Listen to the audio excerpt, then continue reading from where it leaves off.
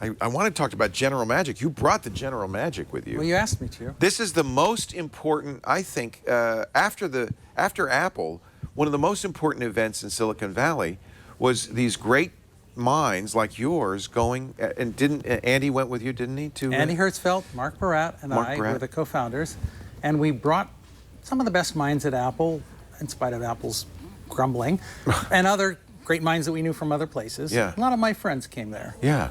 And it was kind of an incubator. I think we failed at our main task of what we wanted to do. Yeah. But we brought a team of people together that ended up doing wonderful things in Silicon Valley. Yeah. Like we became sort of like, I don't know, the training wheels for people that went on to do wonderful things. Andy Rubin, who invented with Android.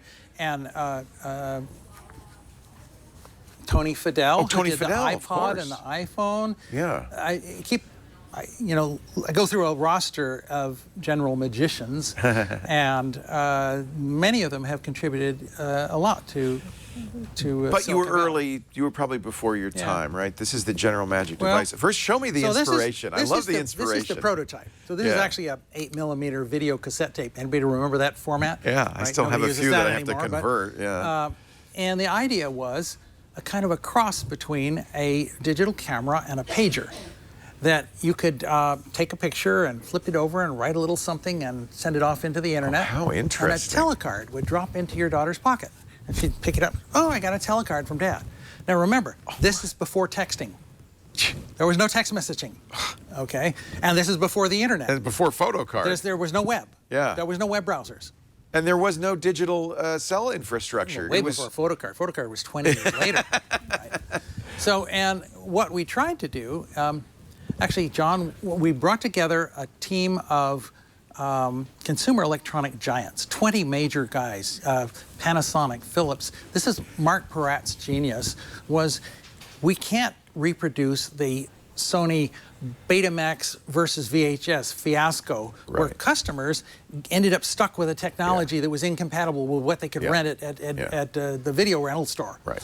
So we wanted all these guys to play together, like you buy a compact disc with music on it. We used to do that, but you buy a compact disc with music, it work on anybody's player, whether it's from Toshiba or from Panasonic or standards. Philips. So Mark got together all these giants and said, come and work with us. We will ensure a interoperability that you could make a telecard transceiver, a magic cap device that would send cards, and it didn't matter which brand you had to receive them. So really, General Magic was doing the software, and you hoped to have a platform that others would build the hardware for. Well, we did a reference platform of hardware. Right. That which you have, the design for which we then gave to Philips and Sony and did they follow along? Did they follow They up? made their, well, so for example, this is the Sony Magic Link. That maybe it's a little bit bigger than this. Well, as it turned out, it had to be, right? Well, here was the problem, I think. So we really failed for 3 different reasds. One is that the hardware was too expensive and not subsidized. Right. You know, when you buy an iPhone today and it's free with a 2-year contract, really it's not free. Really, it's a $400 iPhone. Right. Well, these things weren't subsidized by a contract, and the cost of materials to build one of these was much more than it cost to build an iPhone these days. Really? Things weren't the kind of scale that we are today. It was so that's the first. This thing came out like I think $750 and worked its way down toward $300. But it needed to be $50 so that each member of a family would have one. Right. You know, when you buy walkie-talkies, you don't buy one. Right. You don't. Nobody has a walkie. You buy a walkie and a talkie. And we wanted each member of a family to have one. Right. Now the problem was with that expense, people felt it had to be more than just a telecard transceiver. Right. Right. It had to do more to be worth that. And what John Warnock, who was on our board, said, you have a beautiful idea here, a fresh idea of the telecard. It's a new way of communicating with other people. Right. Entertain me with a picture on the front and put a message on the back and keep it short and sweet so I don't get inundated like an email. But when you take PIM functions, you know, all your meeting Calendar, organizers contacts, and calendars yeah. and, you know, all the different functions you add around it, which you end up with, instead of a rose, you end up with a bouquet, and yeah, there's a rose in the middle, but people won't even see the rose. And so that's one of the things that happened. The second is the infrastructure wasn't there. Digital cellular had not been deployed. So like the Sony unit had an RJ11 jack. You had to go plug it into a phone jack to send and receive. You could queue up things to be sent and received, but they didn't actually get sent or received till you plugged it in.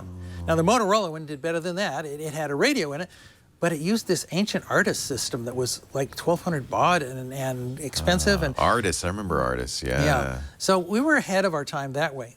The other way we were ahead of our time, the third way, is we had the best and brightest of all these big consumer electronic giants. And then in 1993, the internet happened. Mosaic came out, and people started seeing this is where things are going.